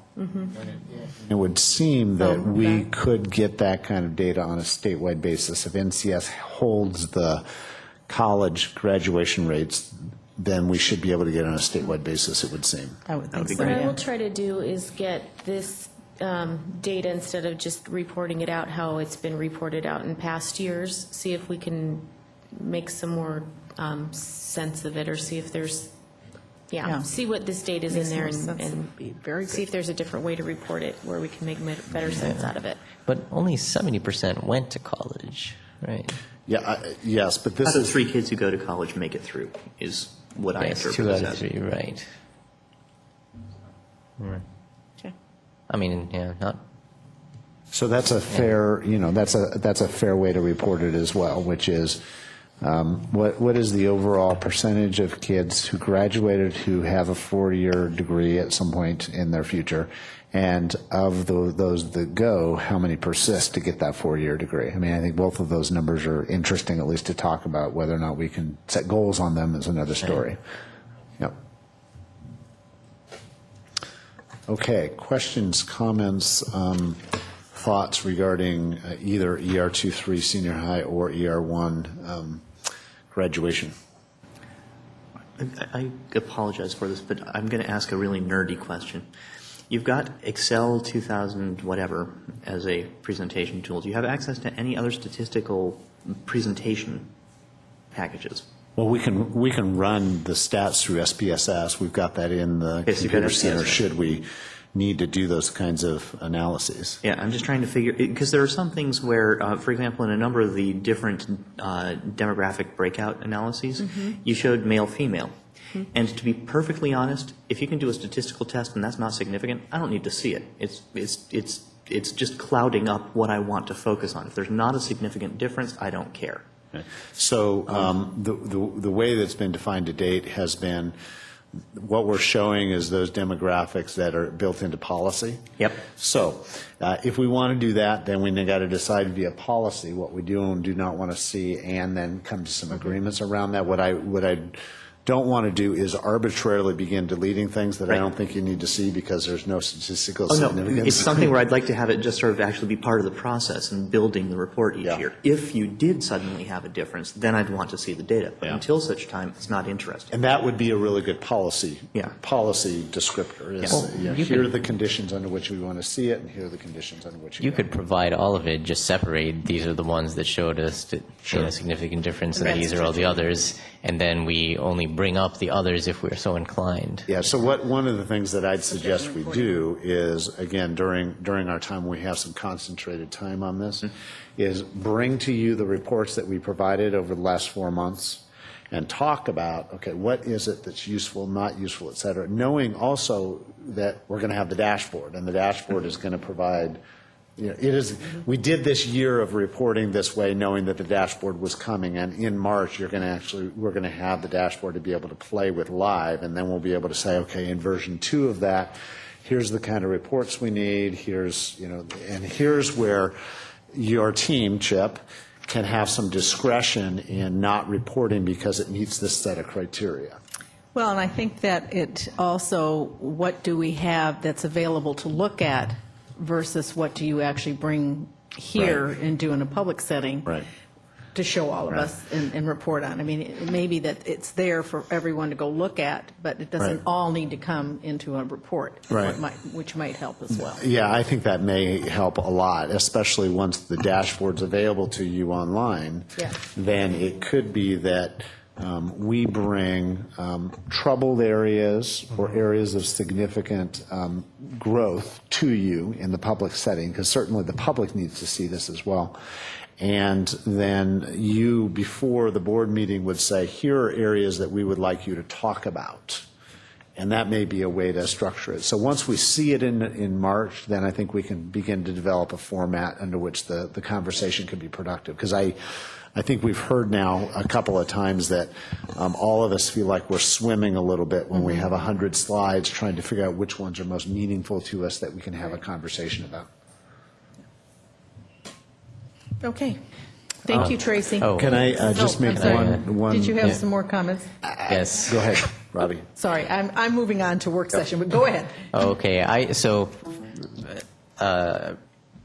I'm trying to make myself every time to sort of give my high level feedback. I think actually we all it's good.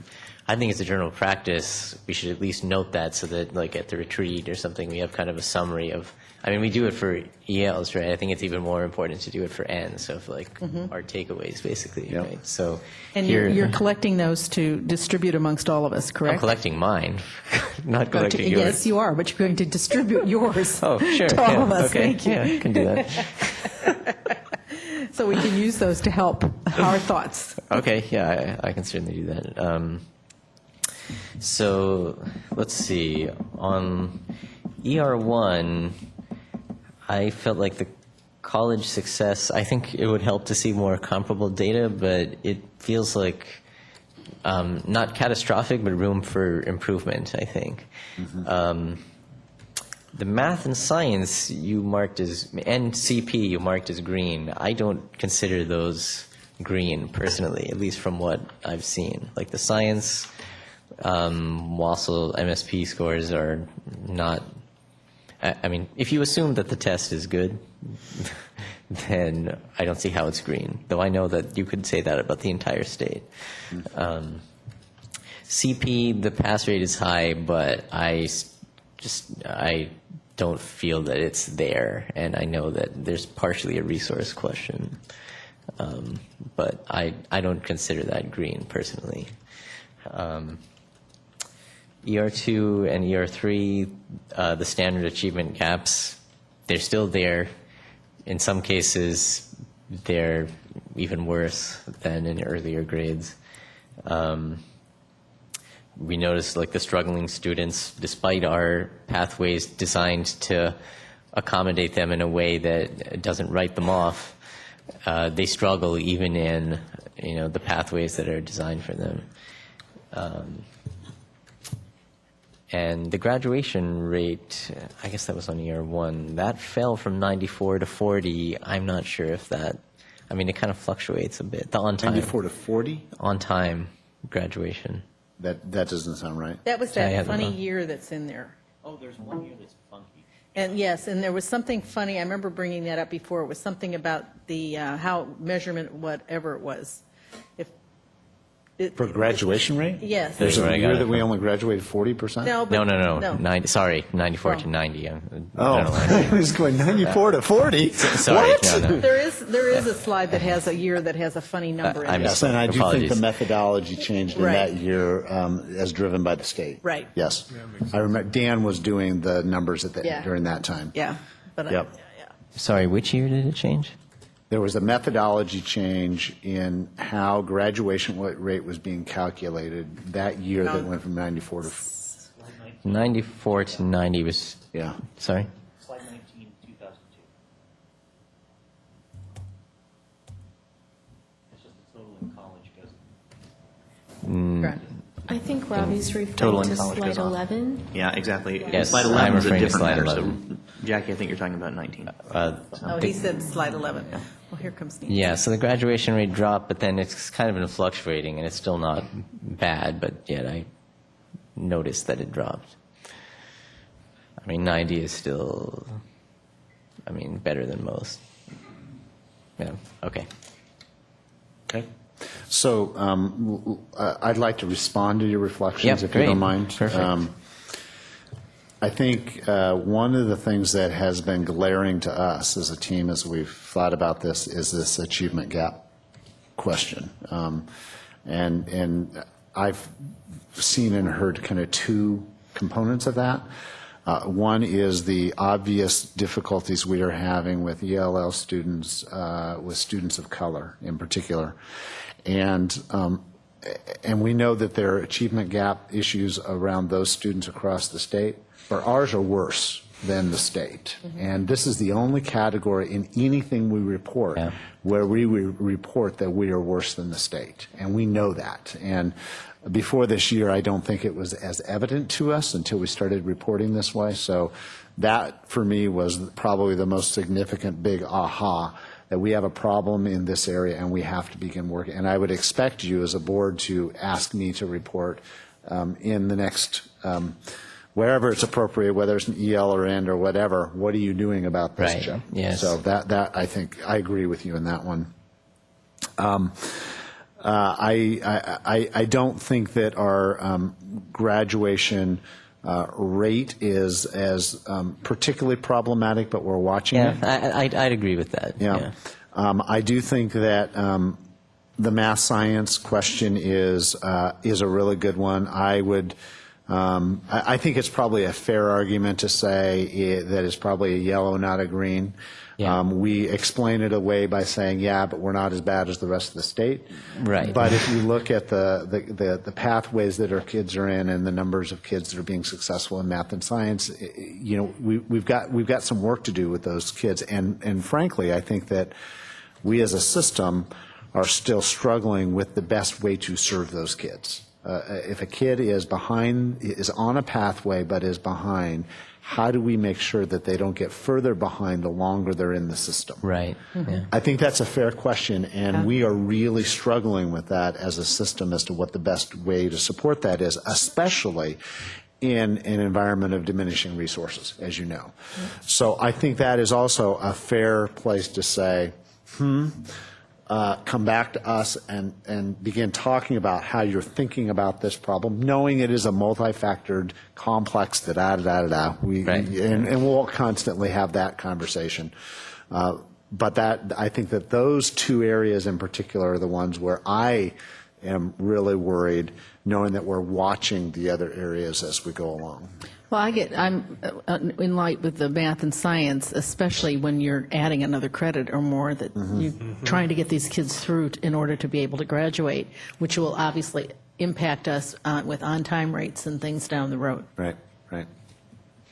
So I did want to say just one additional thing while Tracy's here.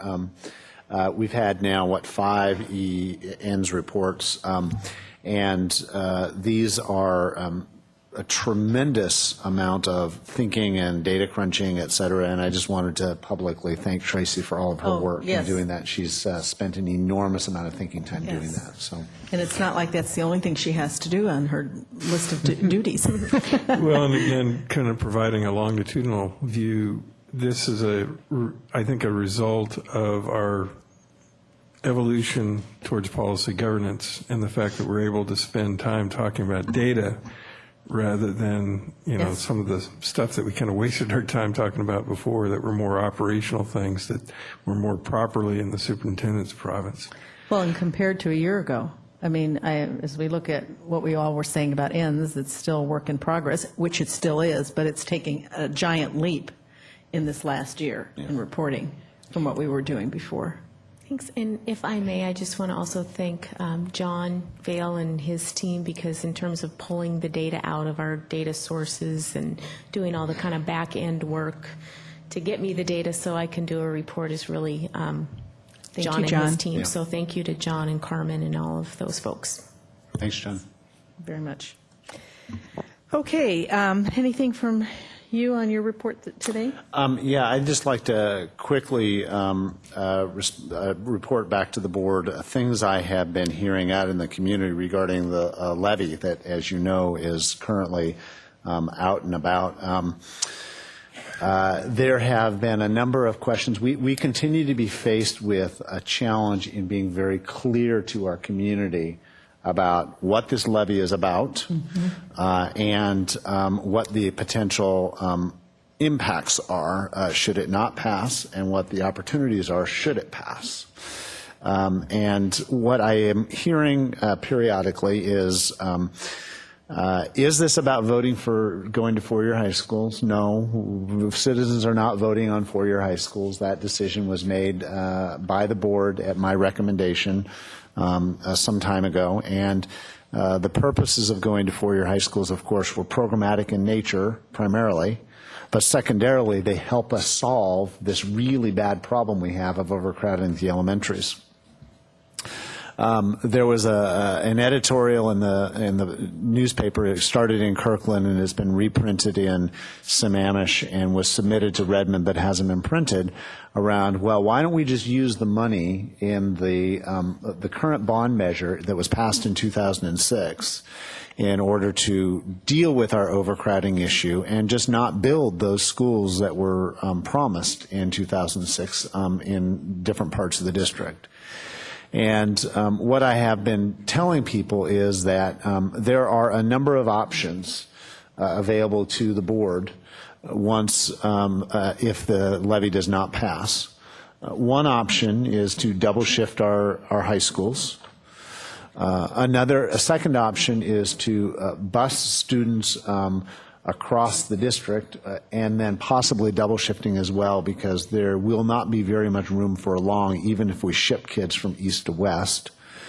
And the third would be to go through a series of public hearings and then to change the intent of the bond that was voted on by the voters in 2006 and reallocate those funds to solve this problem.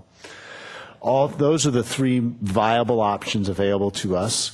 All three of those options are possible, and all three of those options have huge downsides and small upsides. And I'm not making a commitment one way or the other, of course, because that discourse has not taken place as to which is the best of those options should the levy not pass. What is true, however, is that we're trying to continue to clarify for those people that are asking that there is a need, that the need for space is real. And what we often get is, because we've worked very, very hard at trying to protect our schools and protect our public and protect our classrooms from the now tens of millions of dollars worth of cuts that have happened inside of our system over the last 10 years.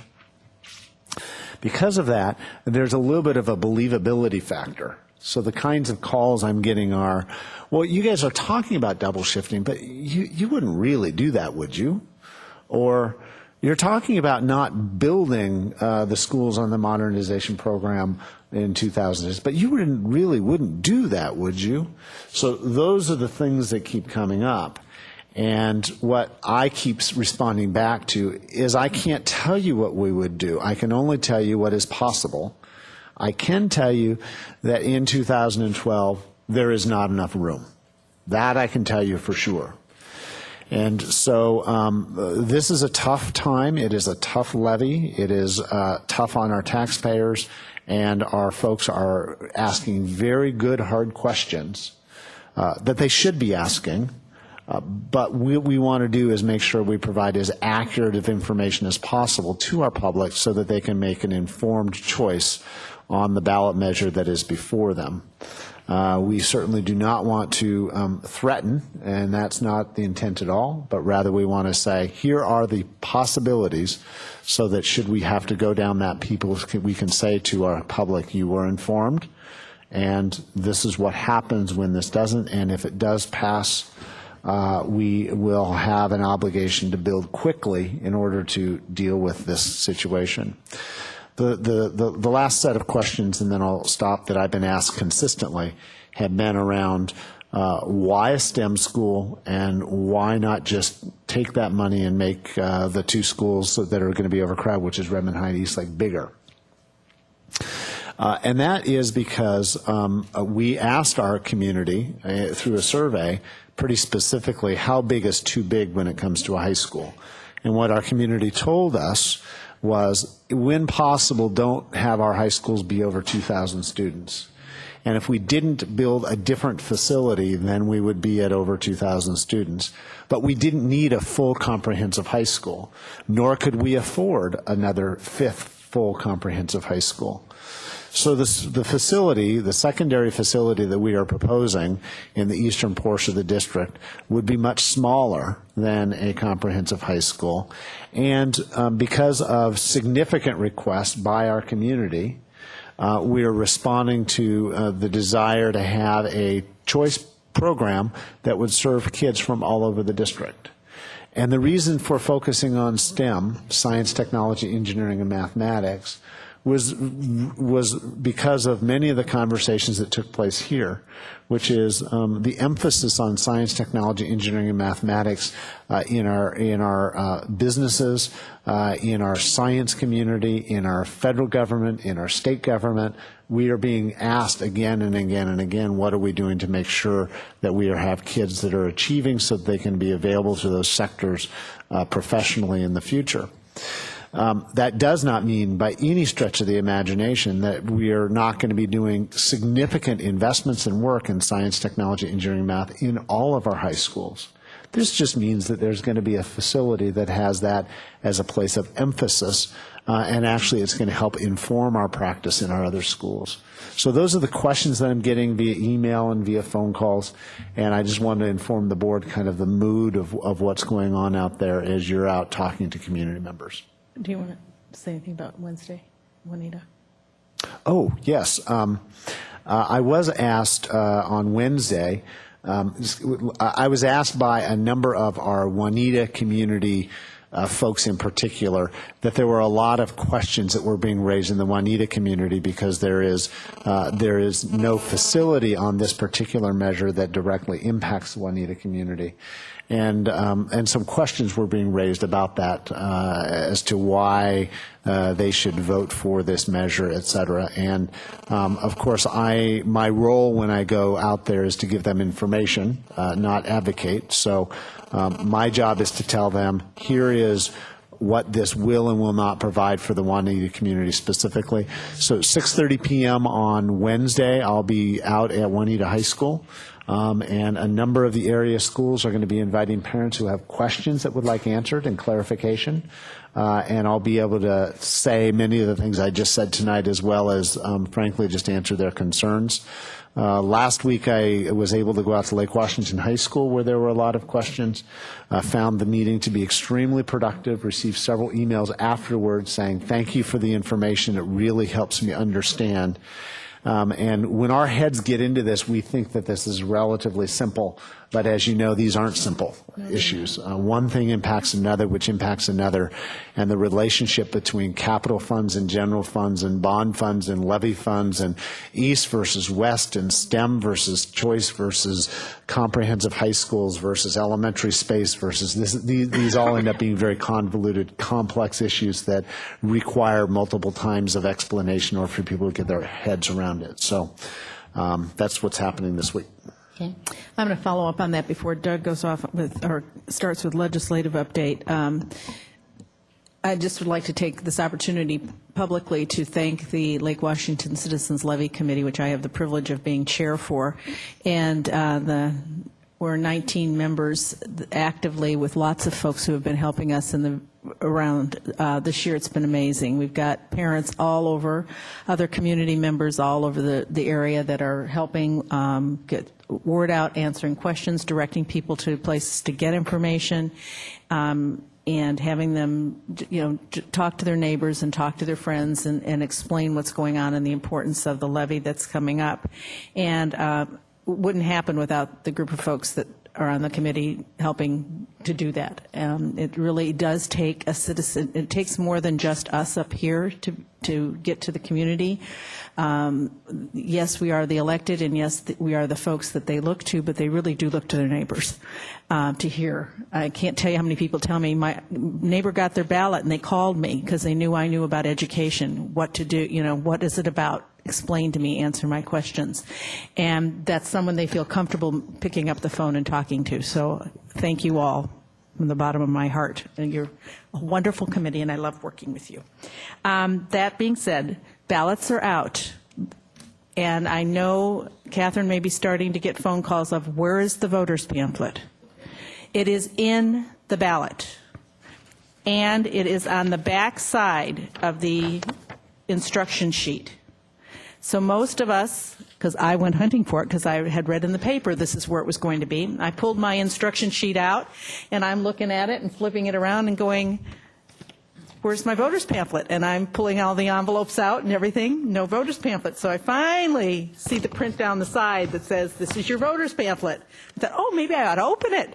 And lo and behold, that's where our statement is, what the issue is, the pro God. statement is in your, so you're just not can't going to get a win, yeah. separate mailing that tells you what the This costs voters. us how much? Yes. Yes. So I'm hoping there's a discount for The being same on. piece of paper Yeah. that they put their instructions, which So I'm I think hoping they it's had a to print cheaper, anyway. cheaper bill See, after, for this. But anyway, most people are going to expect, because that's been the routine, no matter how many issues have been on the ballot, to get a separate mailing that is in the manila e-paper. And that's not what you're going to get. So tell your friends and neighbors there is a voter's pamphlet. It's just inside your ballot. So that was a little distressing, and a number of people said, That's- I didn't find it. Well, that's really why. bad. I Yeah. would never have thought to look there. Well, most people, if this is not your first time to vote I just by toss mail, that, yeah. you would not look at this piece of paper because you know how to do it. You mark your ballot, you stick it in the envelope, sign the outside, put it in the mail. Well, I was a little distressed, to say the least. So just want to get the word out that that's where it is at. Just a reminder, February 8th is the deadline, postmarked by midnight. If you want to use a drop box, it has to be in the box by 8 p.m. Probably the closest for most people in Lake Washington would be at Redmond City Hall, City Council. City Hall, you just have to go by and put it in. Is the There Dropbox only the election day, or is it any? No, you can put it in now. Okay. Up until then, but it has to be in there by 8 p.m. on the 8th Right, of so you can do February. it any time Correct. before then. Right? Correct. And there's also one in Crossroads, and there's also King County downtown. There's also one out in Issaquah. But anybody wanting to know exact specifics, that's on the election site for King County of where those boxes are. So The good news on the election, on the voters pamphlet issue is that fortunately, the board did approve language that was crafted on the ballot itself that actually does refer to that this is capital to address overcrowding. So that is good news, but most voters, I think, will not see the pro statement, will not see the, yeah. God. I mean, it's a nice page. It's just good, That no one good will reading, see, right. if you know to open it and read it. So that's kind of a disservice, I think, to our voters. But anyway, that's being what it is. And other things that the committee has done is you'll see signs in the neighborhood, and we are doing a get out the vote, encouraging people to please vote, because we all know when there's only one issue on a ballot, it's very easy for folks to just set it aside and say, I'm not going to be bothered, or they don't need my vote, but that's not true. It is an important election, and people, please take the time to look at your ballot, read your voter's pamphlet, and please cast a vote and get it in on time. Doug, legislation. I will now get off my levy box. Yeah, it's kind of early in the session. I mean, we're probably 2 weeks into the session now. I'm kind of watching for maybe 4 or 5 different things. One is kind of the overall climate, and I think many of you saw the Seattle Times editorial, I think it was today, where it kind of castigated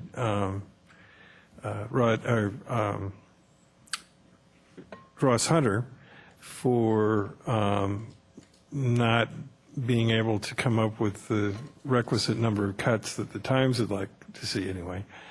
And, so that kind of tells me, at least at this point in the session, a lot of folks aren't as serious as they probably could be. Not that I necessarily agree with the Times, but I think it's a matter of not really responding to the urgency of the matter. And I think it kind of goes with what Chip was saying earlier about some of the questions he's getting concerning the levy. In other words, people just don't really believe, and in this case, legislators don't seem to exhibit that they really believe that we're facing as drastic cuts as it appears that we are.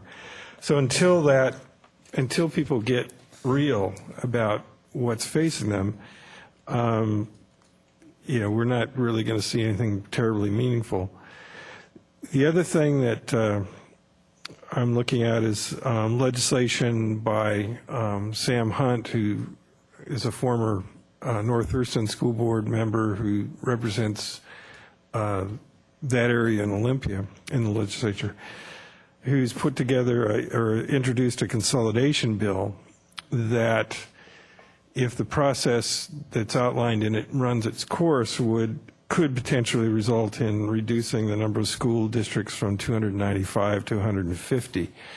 That would certainly impact Lake Washington School District in some way, but it's pretty hard to determine at this point.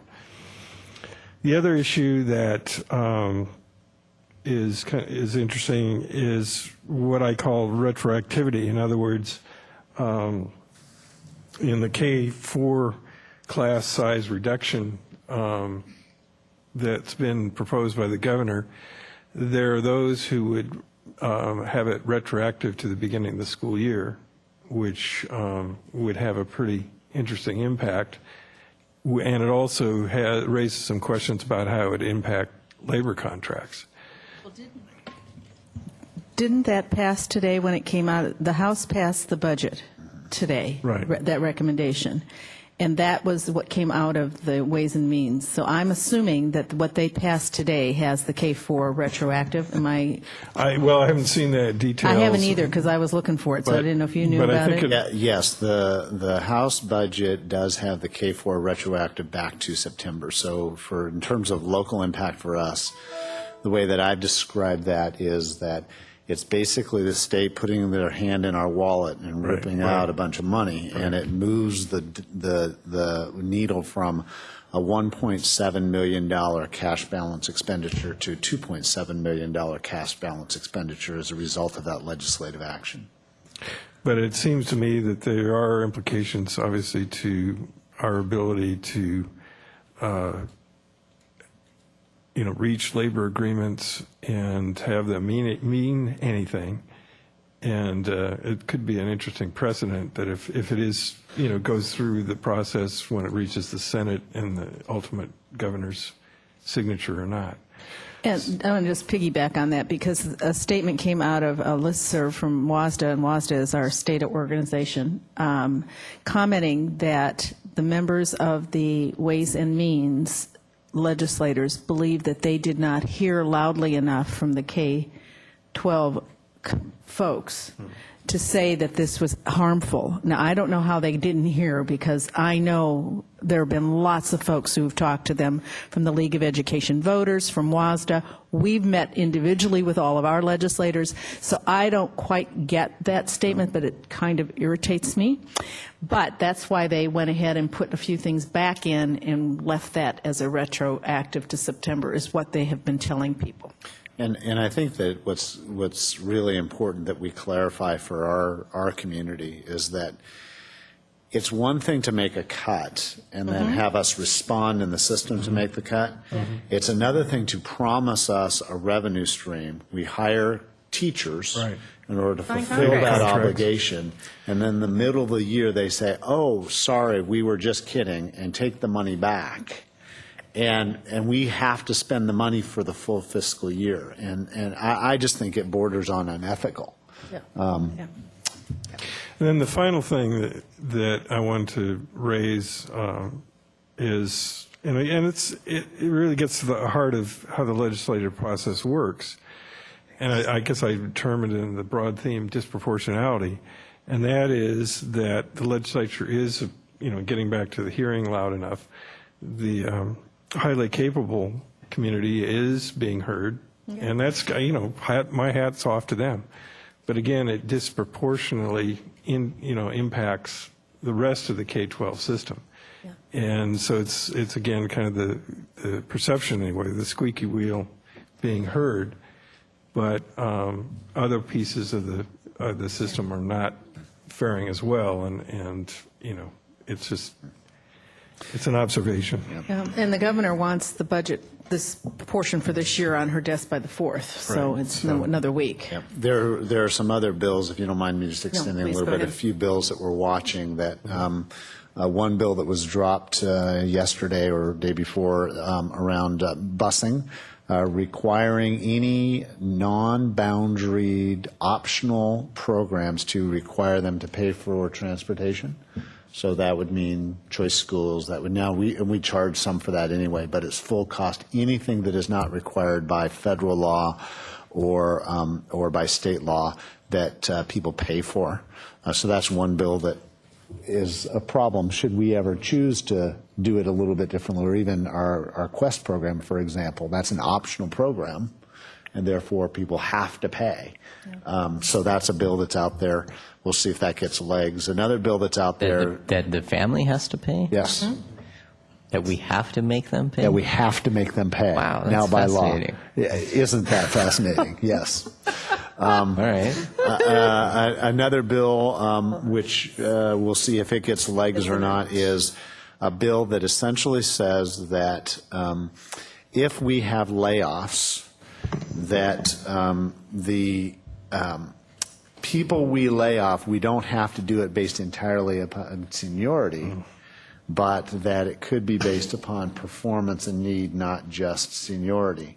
Well, you know where that one's coming from. Yes, and there is a Section 201 in that bill, which also says that in terms of transfers of people, so this one has the opposite effect, the transfers of people, that it has to be upon mutual agreement between the principal, the district, and the teacher, which is terribly problematic for us. This essentially Well, again, pulls back our ability. Nobody's going to go Again, anywhere. I'm not a lawyer, but If you don't have everybody again, agree. basically, I assume there's language in these bills that, in effect, suspend the contracts that we have. So again, Yeah.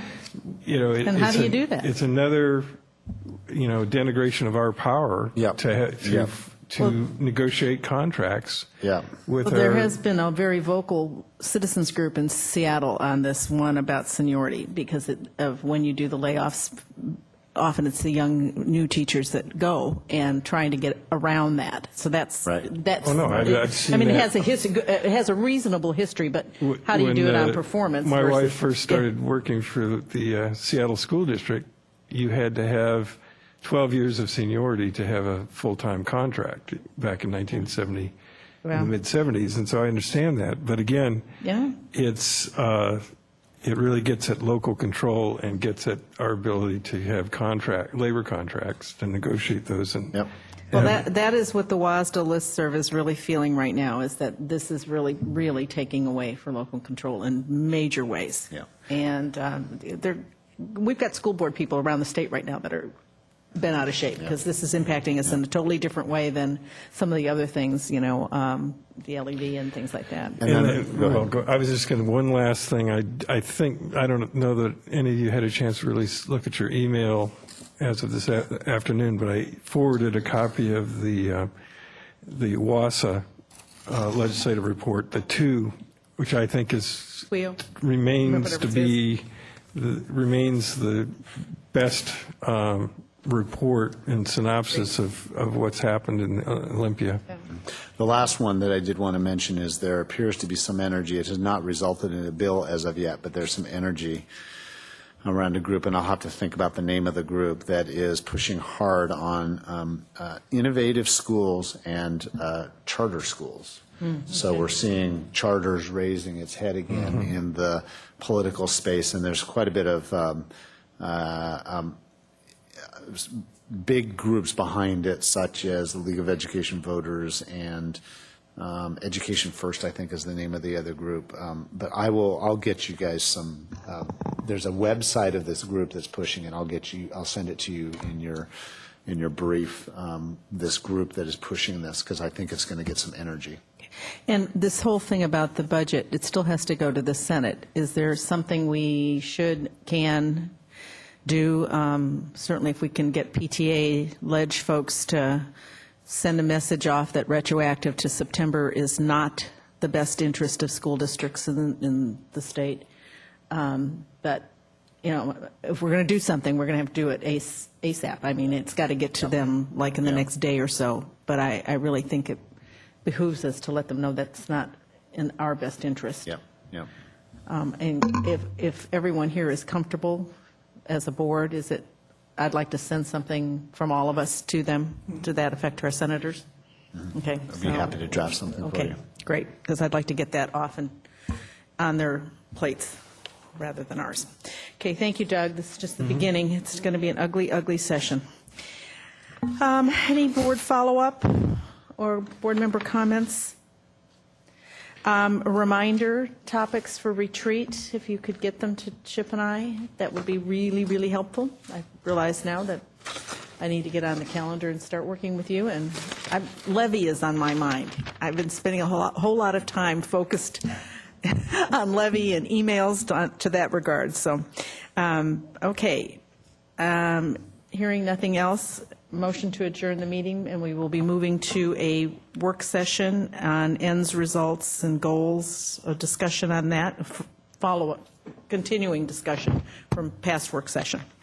I'm sorry. Our next meeting is February 7th at 5 o'clock. We'll have a work session discussing budget, going to be a common topic, and 7 o'clock is our board meeting will be taking place. And now I'll have a motion to adjourn. So moved. Second? Second. Okay, motion and second. All in favor, please say aye. Aye. Aye. Any opposed? Without Nancy here, nobody knows how to motion or second.